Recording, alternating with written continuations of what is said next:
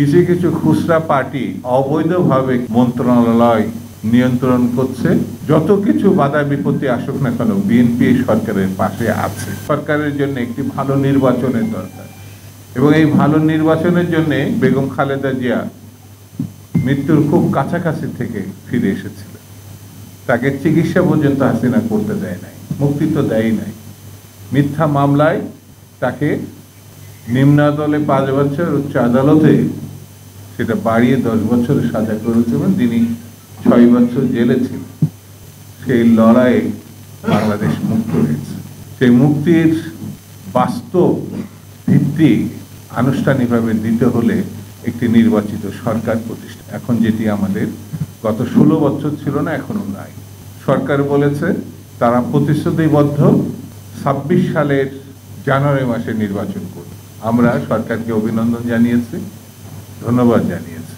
আমরা বলেছি যত কিছু বাধা বিপত্তি আসুক না কেন, বিএনপি সরকারের পাশে আছে। অন্যান্য রাজনৈতিক দলগুলো আছে। কিছু কিছু খুচরা পার্টি তারা অবৈধভাবে কিছু কিছু মন্ত্রণালয় নিয়ন্ত্রণ করছে এবং সেটাকে নিজেদের সম্পত্তি বলে মনে করছে। আমরা জানি যে নির্বাচন হলে তাদের সম্ভাবনা তো নাই, তাদের ভরাডুবি হবে।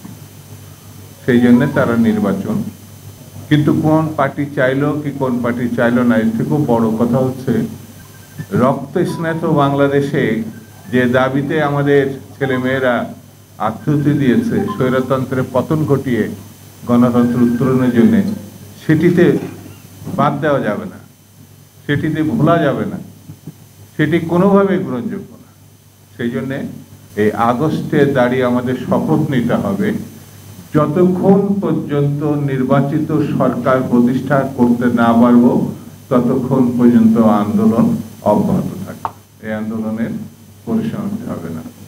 জবাবদিহি সরকার মানুষের কাছে প্রতিশ্রুতিবদ্ধ থাকে, জবাবদিহি সরকার আইন মতো চলে, জবাবদিহি সরকার বিশ্বের সমর্থন পায়, জবাবদিহিমূলক সরকার হেলাপালার কোনো বিষয় না। মানুষের ভোটে, মানুষের সমর্থনে, মানুষের ইচ্ছায় পরিচালিত হয়। সেই জন্য আগামী দিনে আমাদেরকে একটি গণমুখী রাজনৈতিক ব্যবস্থাপনা যদি প্রতিষ্ঠা করতে হয়, তাহলে অবশ্যই নির্বাচিত একটি সরকার প্রতিষ্ঠা করতে হবে।